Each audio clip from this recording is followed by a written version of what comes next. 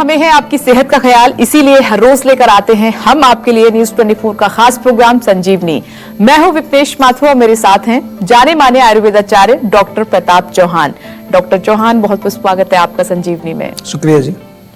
किसी भी उम्र में बढ़ सकती है शरीर की हड्डियां। हड्डी बढ़े तो ना करें नजरअंदाज और देखें डॉक्टर प्रताप चौहान के साथ संजीवनी। हड्डियां हमारे शरीर के महत्वपूर्ण अंगों की सुरक्षा करती हैं, लेकिन जरा सोचिए कि अगर यही हड्डियां हमें तकलीफ देने लगें तो। आज संजीवनी में हम बात कर रहे हैं हड्डी बढ़ने की समस्या के बारे में। इसे हल्के में मत लीजिए, क्योंकि ये ना सिर्फ दर्द देती हैं बल्कि शरीर की नसों पर भी बुरा असर डालती हैं। इसे नजरअंदाज किया गया तो ये आगे चलकर गंभीर परिणाम भी आपको दे सकती हैं। और आज हड्डियों की इस बेहद आम लेकिन बहुत गंभीर समस्या का आयुर्वेदिक समाधान बताएंगे डॉक्टर प्रताप चौहान। तो आइए चर्चा की शुरुआत कर लेते हैं। बहुत इंपॉर्टेंट टॉपिक है सर ये, और अमूमन ये कहते हैं कि अकॉर्डिंग टू एज ये प्रॉब्लम होती है, खासकर जो हमारे बुजुर्ग हैं उनमें ज्यादा होती है, या फिर बॉडी में कैल्शियम की कमी हो जाए तो ये प्रॉब्लम शुरू हो जाती है, जो हमने अब तक सुना है जाना है। लेकिन आज आप बेहतर बता पाएंगे कि अगर हड्डी से जुड़ी हुई कोई प्रॉब्लम है, लगातार अगर किसी भी अंग की कोई हड्डी बढ़ रही है तो इसके पीछे क्या कारण है, ऐसा क्यों होता है? देखिए, पहले तो समझने की जरूरत है कि हड्डी बढ़ने का मतलब क्या है, क्योंकि बहुत सारे लोगों को भ्रांतियां होती हैं। हमारे पास भी आते हैं लोग कि जी डॉक्टर ने बोला हड्डी बढ़ गई है, ऑपरेशन कराना पड़ेगा। तो पहला हमें समझना है कि इसका क्या लक्षण है, कैसे समझ में आए आपको। लक्षण भी इसके काफ़ी जो है खतरनाक होते हैं। कई बार जहाँ जहाँ हड्डी बढ़ेगी या ऑस्टियोफाइट्स जिसको जैसे बोलते हैं, तो वहाँ पर क्या होता है कि जो कार्टिलेज है वो अंदर से सूख जाती है। उसके कारण जो दर्द वहाँ बहुत, एक तो दर्द का लक्षण होता है वहाँ पर। दर्द के साथ साथ अकड़ाहट हो जाती है, स्टिफनेस हो जाती है, स्वेलिंग आ जाती है। वहाँ पर स्वेलिंग आएगी तो जो स्वेलिंग में कोई नसें दब गई है जो जिस रूट में जा रही है वहाँ पूरे पैर में वो सुन्न हो जाती है, जहाँ पर भी उसका रूट है नर्व का। या फिर जो है उसमें कई बार टिंगलिंग सेंसेशन या कि सुइयाँ चुभने की जैसे कुछ एक ऐसी आपको महसूस होती है। मांसपेशियाँ जो उसके साथ जुड़ी होती हैं हड्डी के साथ, वहाँ क्रैम्प्स अक्सर होने लगते हैं, कमजोरी शरीर में आ जाती है। तो ये चीज़ें तो हैं। और कहाँ कहाँ पर हो सकती है, ये सभी जोड़ों में हो सकती है, हाथों में हो सकती है, घुटनों में हो सकती है, आपके टखने जो एंकल जॉइंट्स हैं, हिप जॉइंट है, गर्दन का जॉइंट है, या स्पाइन के अंदर भी जो है ये प्रॉब्लम आपकी हड्डी बढ़ने की जिसको कहते हैं, या दर्द उसको हम कहते हैं, वो प्रॉब्लम हो सकती है। और इस प्रॉब्लम को ठीक किया जा सकता है, कोई घबराने की जरूरत नहीं है। आपको हम जब भी कोई टॉपिक लेकर के आते हैं तो उसके बारे में और विस्तार से समझाते हैं, और वही काम आज करने वाले हैं। आपको इसके हम कारण भी समझाएंगे और इसका निवारण भी आपको बताएंगे कि किस प्रकार से हम जीवा में ऐसे रोगियों का ठीक किस प्रकार से उनको करते हैं। आइए चर्चा को आगे बढ़ा लेते हैं। सर, मैं अब आपसे ये जानना चाहूंगी कि अमूमन हड्डियों से जुड़ी कई सारी प्रॉब्लम्स हैं, लेकिन हम बात कर रहे हैं कि जो हमारी अचानक से किसी पार्ट की हड्डी बढ़ जाती है। मेरी भी एक दोस्त है, उनकी जो पैर की सबसे छोटी उंगली है उसकी साइड की हड्डी बढ़ती है, जिसका वो ट्रीटमेंट भी ले रही है। तो क्या कोई एक ठोस कारण है जिसकी वजह से ऐसा होता है, कोई एक ऐसी प्रॉब्लम? देखिए, जैसा शुरू में आपने बोला था कि एजिंग इसका एक कारण होता है, लेकिन आजकल यंग लोगों में भी हो रहा है, मैं देख रहा हूँ। बिल्कुल। तो वहाँ पर जो है ओल्ड में तो ये होता है कि वेयर एंड टियर है, बॉडी की कार्टिलेज सूख जाती है, वहाँ पर हड्डियाँ जो हैं फिर वो एक दूसरे से जब रगड़ती हैं तो वो घिसने लगती हैं। उसके कारण वहाँ पर आपको ये हड्डी बढ़ने का ऑस्टियोफाइट्स वहाँ पर दिखाई देते हैं। लेकिन आजकल यंग लोगों में जो हो रहे हैं वहाँ पर या तो कोई चोट लग जाए उसके कारण होता है, या फिर ओवर वर्किंग इसका एक बहुत बड़ा कारण है।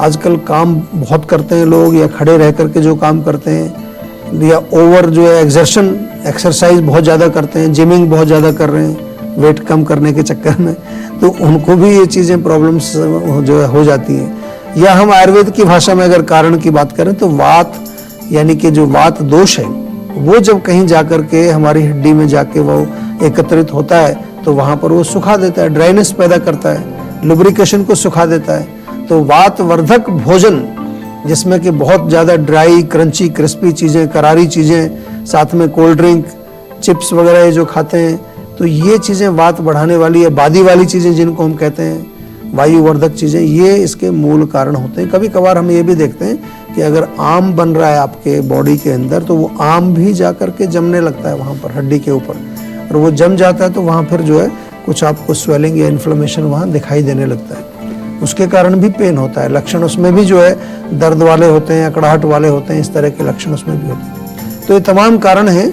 और कारण जब आपकी समझ में आ जाते हैं और अगर आप इस रोग से पीड़ित हैं तो सबसे पहला स्टेप यही होता है कि कारण को बंद करिए। अगर आप ठंडी चीज़ें खा रहे हैं, वैसी चीज़ें खा रहे हैं, बहुत गरिष्ठ भोजन खा रहे हैं, उसको तुरंत बंद करिए। और विस्तार से थोड़ा समझाएंगे क्या क्या चीज़ें खानी चाहिए, क्या नहीं खानी चाहिए। संजीवनी दर्शक राहुल जी इस वक्त हमारे साथ मौजूद हैं उड़ीसा से। स्वागत है आपका। पूछिए सवाल डॉक्टर साहब से अपना। डॉक्टर साहब, मेरा वजन 76 किलो है। अच्छा जी। और 28 साल उम्र है। अच्छा। पर सर मेरा पिछले 6 महीने में 4 किलो वजन कम हुआ है, 81 से 76 हो गया। पर सर शरीर का आकार नहीं बढ़ रहा है सर, कम हो गया है, कमजोर सा लगता हूँ नहीं, पहले के 76 मुकाबले। किलो आपका वजन है, 76। हाँ जी सर। और कमजोर हैं आप? हाँ सर, कमजोर लगता हूँ, मतलब सब देखते कह देते हैं कि पहले से कमजोर है। क्या कितनी हाइट कितनी है आपकी? हाइट मालूम है आपको अपनी? 5 फुट 7 इंच है। अरे तो फिर तो वजन तो आपका जो है बल्कि ज्यादा है। देखिए, ये बात अलग है कि कई बारी बॉडी में फैट होता है और फैट कहीं विशेष जगह पर जमा होता है। कुछ लोगों को हिप्स पर, चेस्ट के एरिया में, पेट के एरिया में फैट ज़्यादा जमा हो जाता है। हाथ पैर या मसल्स आपकी पतली होती हैं। कई बारी आपके जो है ये खास तौर से आजकल जो लोग जिसको ताकत मानते हैं कि वे आपके थोड़े बाइसेप्स होने चाहिए, मसल्स स्ट्रांग होनी चाहिए, तो उसके कारण शायद आपको कोई बोलता होगा आपके कमज़ोर हैं। लेकिन 76 आपका वजन है और पहले 80 किलो था और हाइट केवल 5-7 है, तो आप तो ओवरवेट हैं एक तरह से। वेट कम नहीं है आपका। थोड़ा सा समझ लीजिए इसको। मैं आपसे निवेदन करूंगा कि विस्तार से हमारे डॉक्टर से बातचीत करें और जो एक्स्ट्रा फैट बॉडी में जमा है उसको और कम करें। मसल्स को बनाने के लिए थोड़ा सा नियमित रूप से आपको कुछ वर्कआउट करना चाहिए, एक्सरसाइज करनी चाहिए और थोड़ा प्रोटीन का सेवन, यानी कि जैसे दाल खाएं, अंकुरित चना, अंकुरित मूंग या फिर थोड़ा कच्चा पनीर, ऐसी चीज़ों का सेवन करें। चिकनाई वाली चीज़ें, तली चीज़ें, मिठाइयाँ, बहुत ज़्यादा फैट वाली चीज़ें कम कर दीजिए।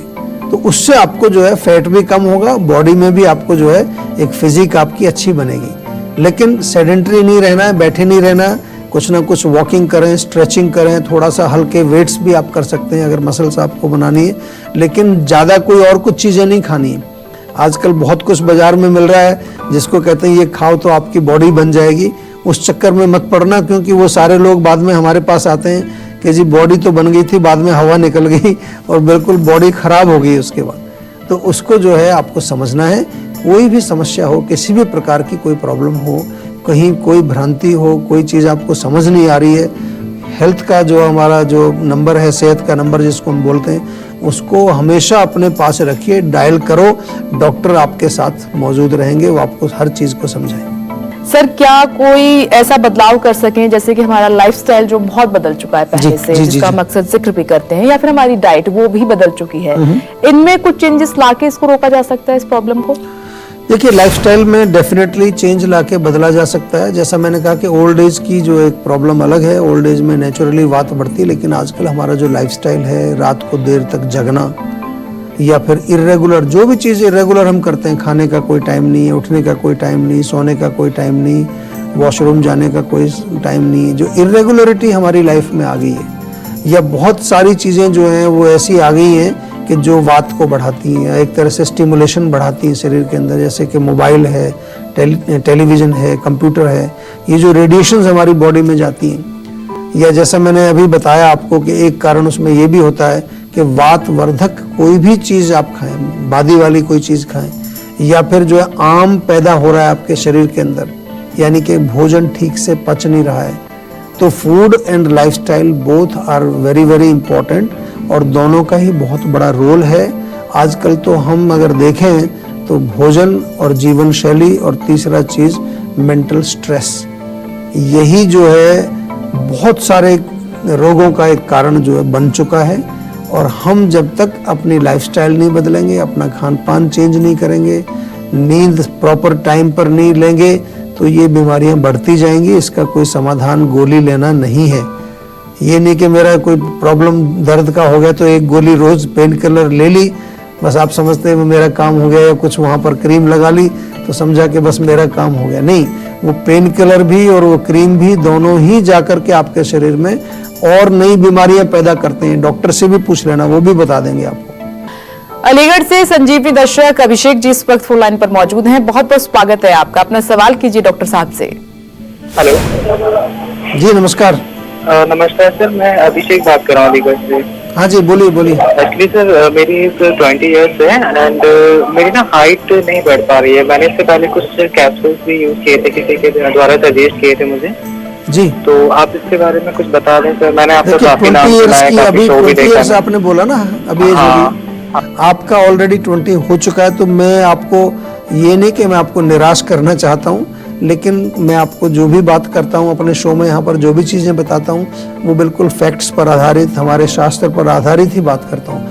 हमारा ऐसा काम नहीं है कि बड़ी बड़ी बातें करके बहुत आपको जो है एक डरा के धमका के आपको बोलें भी आप हमारे यहाँ से दवाई मंगाइए और हम आपको प्रलोभन दें कि नहीं आपकी हाइट बढ़ जाएगी, गारंटी। ये गारंटी शब्द बहुत चल रहा है आजकल। हम गारंटी देते हैं कि आपका ये हो जाएगा, बिल्कुल श्योरली हो जाएगा, उसमें मत जाइए। थोड़ा सा अपनी बुद्धि का प्रयोग करो, समझने की कोशिश करो। कोई चीज़ समझ नहीं आ रही है तो हमारे डॉक्टर से बातचीत करिए। तो मैं यही आपसे कहूँगा कि जो आपकी हाइट है उसी में आप जो है संतुष्ट रहें, आनंद करें। और हाइट जो है वो सब कुछ नहीं होती जीवन में। आपके अंदर हुनर होना चाहिए, गुण होने चाहिए, ताकि आप अपने जीवन में कुछ अच्छा काम कर सकें और सफल हो सकें। चलिए बारी है आज की संजीवनी की। आयुर्वेद की मदद से कैसे हड्डी बढ़ने से रोका जा सकता है, आइए डॉक्टर साहब से जान लेते हैं।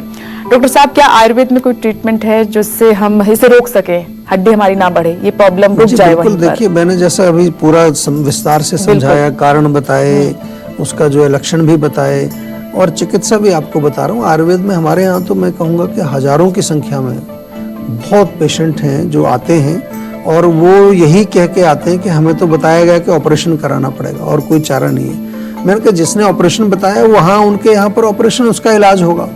हम उनको ये भी नहीं कहते कि वो कोई गलत बात है। उनको जैसा उनका प्रोटोकॉल है वो उसके हिसाब से काम करते हैं। हमारे यहाँ आयुर्वेद में तो प्रोटोकॉल सबसे पहले यही है कि भाई आपके रोग का जड़ कहाँ पर है, रूट कॉज कहाँ है, और उस प्रोटोकॉल को हर डॉक्टर हमारा फॉलो करता है।